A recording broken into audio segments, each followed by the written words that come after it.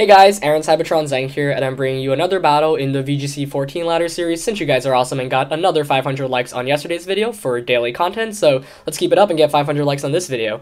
Anyway, today I'm bringing you a battle video instead of a live commentated battle, and I know I normally like the live commentated battles, but I just had this and I unfortunately did not get to record it live, but this was a really fun game, and my opponent had some pretty cool things on his team, so I wanted to capture it and record it for you guys. As you see here, my 4 Pokemon that I brought were Salamence, Azumarill, Tyranitar, and Aegislash. The 2 I didn't bring were Rotom-Heat and Amoonguss.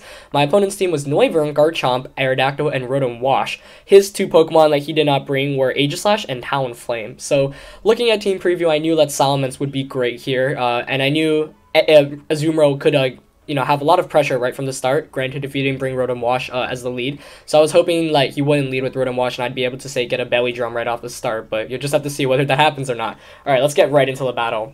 Anyway, like I was saying, this is not live commentary, this is post-battle commentary, so I'll try to describe my mindset while this is happening, but of course I do have a bit less time to describe.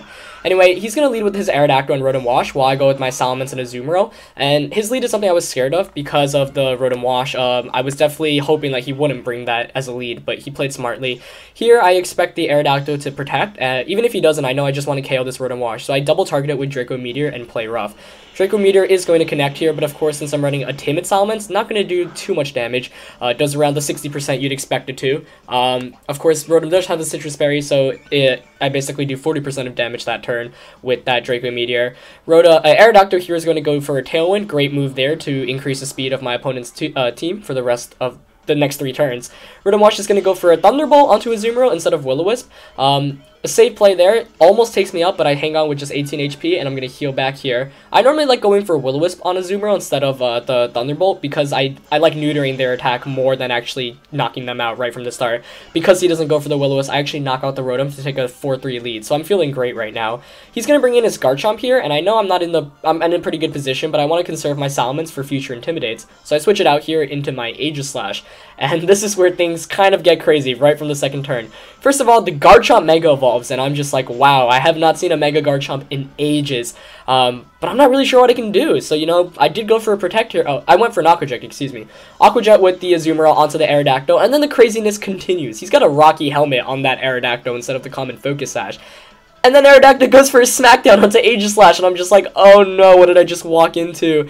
As Garchomp goes for the Earthquake, that's gonna do a lot to my Azumarill. Obviously, Aegislash is already weak to the ground type, so Smackdown not doing very much, but now I know that that Aerodactyl actually carries Smackdown, which is pretty crazy. So he's going to knock out my Azumarill there. I get a good amount of damage off onto that Aerodactyl before fainting, but Aegislash takes quite the beating here. I know I feel pretty safe switching in Salamence here because now I get the Intimidate off both of my opponent's Pokemon, and I definitely don't want to bring Tyranitar in on a Garchomp. So here I'm hoping I can pick up the knockout onto his Garchomp. He goes for another Smackdown, and here Salamence obviously is going to be affected by the Earthquake. He doesn't Dragon Claw, interestingly enough. Not sure if Dragon Claw would have been able to take me out at -1, but Mega Garchomp is pretty powerful, even seeing how much that Earthquake did. Fortunately, because he didn't go for the Dragon Claw, I'm able to get a Draco Meteor off here, and it's going to connect with this Garchomp. I'm hoping that Garchomp isn't like super defensively bulky, but Draco Meteor, as you see here, will be able to take out the Garchomp, so now the game's tied at 2-2 apiece, but I have a Tyranitar in the back, and I'm still not sure what his 4th Pokemon is. If it's Aegislash, I might actually be in some trouble. Anything else I feel comfortable with. I see the Japanese name for Noivern, and I breathe the sigh of relief here, as I know I can probably close the game up, but Noivern's a Pokemon that often carries Super Fang, so I'm not exactly in the clear yet, especially since he's got the Rock Slide on Aerodactyl. Sandstream's going to activate here. That's actually going to increase Aerodactyl's special defense, obviously, because Aerodactyl's a rock type. But I'm going to Mega Evolve here. I know there's one more turn of Tailwind, but I just want to capitalize as much as possible. I actually go for a Dragon Dance here with Tyranitar, knowing I'll be able to outspeed him. He goes for a Rock Slide with that Aerodactyl, his best move, obviously. He gets brings Salamence down to 16 HP. Noivern does reveal the Super Fang I was afraid of, so if he gets a flinch here, I might actually be in some serious trouble. And he does flinch my Salamence, however, Tyranitar is able to get the Dragon Dance off. That's really good, because now I'll be able to outspeed both of his Pokemon the following turn. Mega Tyranitar, really powerful, and really bulky too. If he didn't have that Super Fang, I'd feel confident about winning this game, but now that I got the boost up, I feel pretty good. And the Tailwind is going to peter out here. Here, he surprisingly doesn't go for a Protect on either Pokemon, so my Salamence is able to Draco Meteor his Noivern, and even at -2, check out how much damage this attack does.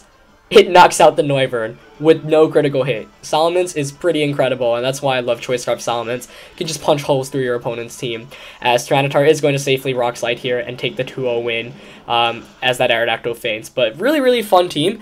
The Smackdown concept on Aerodactyl is one that I actually love to explore more. You know, you see Skydrop, Tailwind, Wide Guard utilized more by Aerodactyl, but not Skydrop as much. Mega Garchomp, super interesting idea as well. It's something that I definitely want to try out in the future as I build one, but I want to figure out a spread, you know, that makes it relatively bulky while still keeping that offense. But really interesting team on my opponent's part with the Mega Garchomp and the Aerodactyl. Let me know what you guys thought about the battle. Tomorrow I'll be bringing you another live commentated battle instead of just a battle video, if you guys get, of course, 500 likes on the battle to keep the series continued. Anyway, that's it for today's battle, guys, and I'll see you next time. Peace!